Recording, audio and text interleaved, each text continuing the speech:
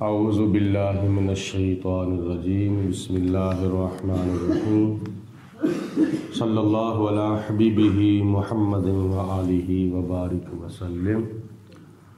قرآن مجید فرقان حمید کے 14ویں سپارے کی سورۃ ہجر کی آیت نمبر 16 ہے۔ اللہ پاک نے ہم اپنی نعمتوں میں سے ایک نعمت کا ذکر کرتے ہوئے ارشاد فرمایا، وَلَقَدْ جَعَلْنَا فِي السَّمَاءِ بُرُوجًا، اور بے شک ہم نے آسمان کے اندر برج بنائے، وَزَيَّنَّاهَا، اور آسمان کو ہم نے مزین و آراستہ کر دیا، للناظرین، دیکھنے والوں کے واسطے۔ یعنی اللہ پاک فرماتا ہے کہ میں نے تمہارے دیکھنے کے لیے آسمان کو سجایا اور آسمان کے اندر بڑے بڑے برج بنائے۔ بروج جمع ہے برج کی، اور برج کا معنی ہے بہت بڑا مینارہ، بہت بڑا محل۔ سورج اور چاند اور ستارے، اللہ پاک نے یہ چیزیں آسمان پر سجائی ہیں تاکہ دیکھنے والوں کے لیے ایک کیفیت پیدا ہو جائے کہ دیکھنے والا دیکھ کر مسرور ہو اور خوش ہو۔ وَحَفِظْنَاهَا، اور ہم نے پھر آسمان کی حفاظت کی، مِنْ كُلِّ شَيْطَانٍ الرَّجِيمٍ، ہر مردود شیطان سے، ہر راندے ہوئے شیطان سے ہم نے آسمان کو محفوظ فرمایا ہے۔ إِلَّا مَنِ اسْتَرَقَ السَّمْعَ،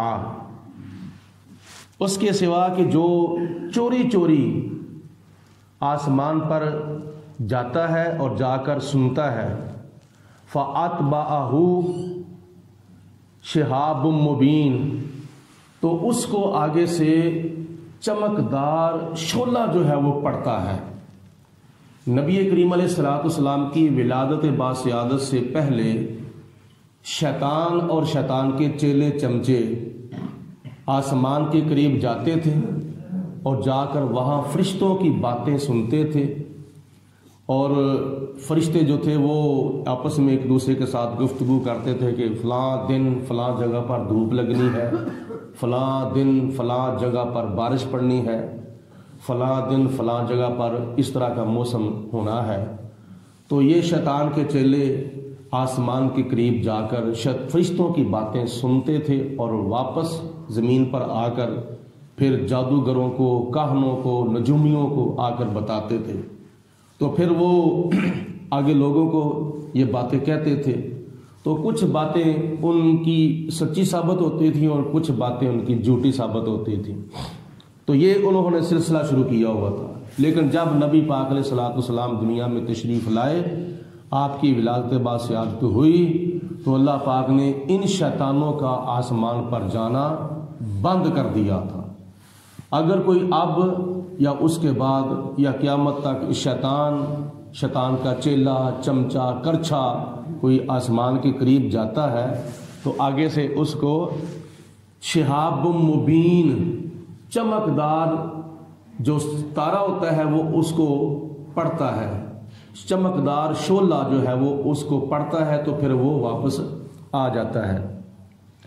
وَالْأَرْضَ مَدَدْنَاهَا، اور ہم نے زمین کو پھیلا دیا، مشرق کی طرف، مغرب کی طرف، شمال کی طرف، جنوب کی طرف۔ حضرت آدم علیہ السلام سے پہلے اللہ پاک نے زمین کو پیدا فرمایا، اور زمین کو پیدا فرمانے سے پہلے یہاں پانی ہی پانی تھا۔ اب بھی دنیا کے اندر 9 حصے پانی کے ہیں اور 1 حصہ خشکی کا ہے، تو ہر طرف پانی ہی پانی تھا۔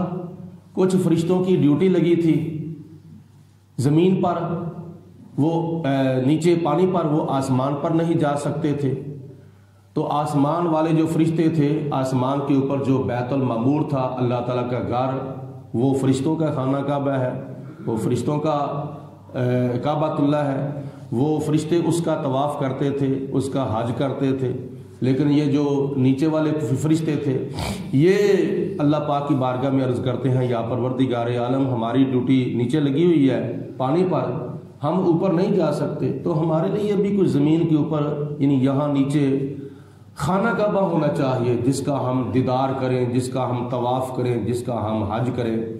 تو اللہ پاک کے حکم سے فرشتوں نے پانی کے اوپر پھر خانہ کعبہ بنا لیا۔ یہ سب سے پہلے خانہ کعبہ کی تعمیر ہے جو فرشتوں نے کی تھی، پانی کے اوپر ہیروں سے، لالوں سے، جوہرات سے، شیشوں سے بڑا اس کو خوب مزین و آراستہ کیا۔ اس کے بعد پھر اللہ تعالیٰ نے زمین کو پیدا کرنے کا ارادہ کیا تو خانہ کعبہ کی جگہ پر جاگ پیدا فرمائی۔ اس جاگ کو پھر زمین کی شکل کے اندر اللہ پاک نے متشکل کر دیا۔ یہ خانہ کعبہ جہاں ہے یہ پوری زمین کا سنٹر ہے اور پوری زمین کا محور اور مرکز ہے۔ تو اس جگہ پر اللہ پاک نے زمین کا آغاز فرمایا، پھر مشرق کی طرف، مغرب کی طرف، شمال کی طرف، جنوب کی طرف یہ زمین کو پھیلا دیا۔ وَالْأَرْضَ مَدَدْنَاهَا، پھر ہم نے زمین کو پھیلا دیا۔ وَأَلْقَيْنَا فِيهَا رَوَاسِيَ، پھر زمین کے اوپر ہم نے پہاڑ پیدا کر دیے، پہاڑ رکھ دیے زمین کو ہموار کرنے کے لیے، اس کا توازن برقرار کرنے کے لیے ہم نے اس کے اوپر پہاڑ پیدا کر دیے۔ وَأَنبَتْنَا فِيهَا مِن كُلِّ شَيْءٍ مَوْزُونٍ، پھر ہم نے انسان کی ضرورت کے مطابق ہر چیز کا میوہ، ہر چیز کا پھل جو تھا وہ زمین سے اگا دیا، یعنی اناج اگا دیے، فروٹ اگا دیے، گھاس اگا دی، طرح طرح کے باغات اور باغیچے اگا دیے انسان کی ضرورت کے مطابق۔ وَجَعَلْنَا لَكُمْ فِيهَا مَعَائِشَ، اور ہم نے تمہارے لیے معیشت کے یعنی کاروبار کرنے کے اسباب بھی پیدا کر دیے، کاروبار اور رزق حلال کمانے کے ہم نے تمہارے لیے زمین کے اندر ذرائع اور اسباب بھی پیدا فرما دیے۔ وَمَن لَسْتُمْ لَهُ بِرَازِقِينَ، تمہارے لیے اسباب پیدا کر دیے اور جن کو تم روزی نہیں دیتے ہو ہم نے ان کے لیے بھی رزق کے اسباب پیدا کر دیے۔ لیکن دیکھو ہم رزق کھاتے ہیں اور دیتے ہیں، ہم کتنوں کو دیتے ہیں؟ بہت ہی محدود ہماری سخاوت ہے، تو ہم اپنے والدین کو دیتے ہیں، رشتہ داروں کو دیتے ہیں، بیوی بچوں کو دیتے ہیں، اپنے ہمسایوں کو دیتے ہیں، یا بڑی بھی ہم چھلانگ لگائیں تو معاشرے کے اندر جو حقدار لوگ ہیں، غریب مسکین یتیم، ہم ان کو دیتے ہیں، لیکن پھر بھی ہماری سخاوت بڑی محدود ہے۔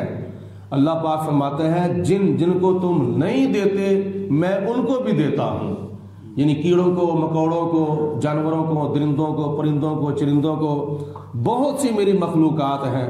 الحمدللہ رب العالمین، تمام خوبیاں اللہ پاک کے واسطے ہیں جو سارے جہانوں کو پالنے والا ہے۔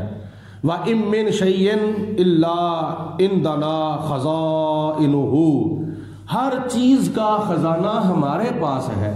اللہ پاک فرماتا ہے جتنی بھی نعمتیں میں نے پیدا کی ہیں تمہارے لیے، ان تمام نعمتوں کے خزانے ہمارے پاس ہیں اور ہم انسان کو اس کی ضرورت کے مطابق عطا فرماتے ہیں۔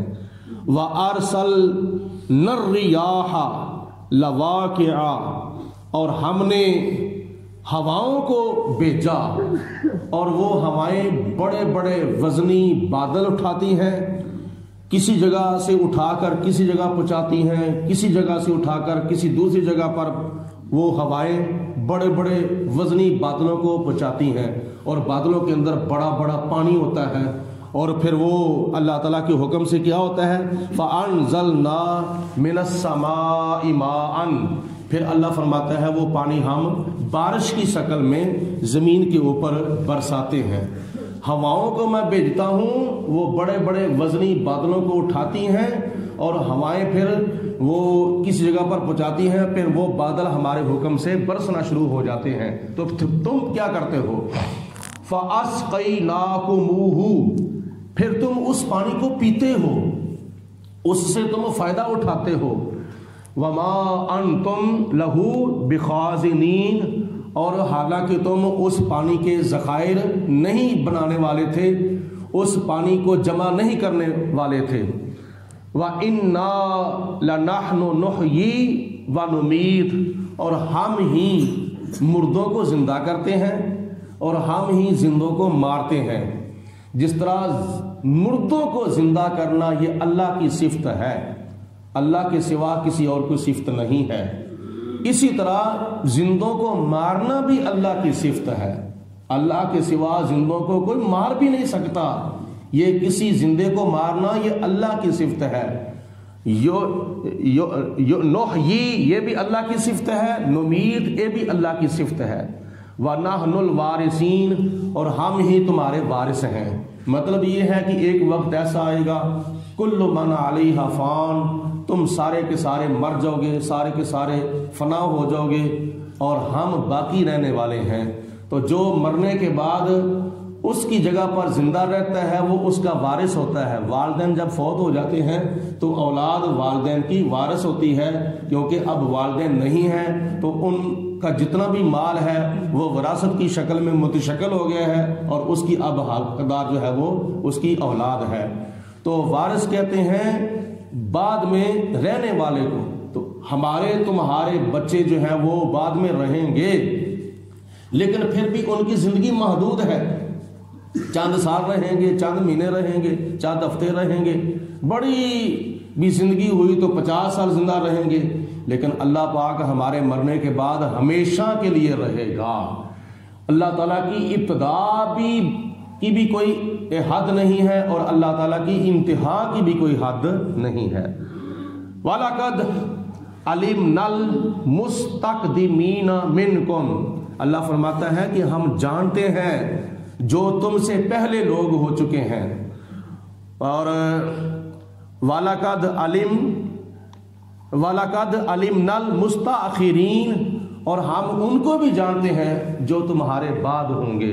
کچھ مفسرین نے فرمایا ہے کہ اس سے مراد پہلی امتیں ہیں، یعنی جو ہم سے پہلے ہو چکے ہیں وہ پہلی امتیں ہیں۔ اللہ فرماتا ہے کہ ہم ان کو بھی جانتے ہیں، اور جو تمہارے بعد ہوں گے یعنی صحابہ کرام کے بعد جو قیامت تک نبی پاک علیہ السلام کی امت آئے گی، اللہ پاک ان کو بھی جانتا ہے۔ پھر کچھ مفسرین اس کا ترجمہ یہ بھی کرتے ہیں وَلَقَدْ عَلِمْنَا الْمُسْتَقْدِمِينَ مِنْكُمْ وَلَقَدْ عَلِمْنَا الْمُسْتَأْخِرِينَ، ہم ان کو بھی جانتے ہیں جو نیکیوں میں پہل کر جاتے ہیں، ہم ان کو بھی جانتے ہیں، اور ان کو بھی جانتے ہیں جو نیکیوں میں سستی کرتے ہیں مگر بعد میں کرتے ہیں۔ پہل کرنے والوں کو بھی جانتے ہیں اور نیکیوں کے اندر تاخیر کرنے والوں کو بھی ہم جانتے ہیں۔ تو اس لیے نبی پاک علیہ السلام نے نیکیوں میں پہل کرنے والے کی زیادہ فضیلت بیان فرمائی ہے۔ سلام کرنے کے اندر پہل کرنی چاہیے، مسجد کے اندر آنے کے معاملے میں پہل کرنی چاہیے، ایک دوسرے کی مدد کرنے کے معاملے میں پہل کرنی چاہیے۔ پہل کرنے والے کو اللہ تعالیٰ زیادہ فضیلت اور زیادہ ثواب عطا فرماتا ہے۔ وَإِنَّ رَبَّكَ، اے میرے محبوب علیہ السلام، آپ کا رب ہوا یحشرہم، وہ ہے جو قیامت کے دن تمام لوگوں کو جمع کرنے والا ہے۔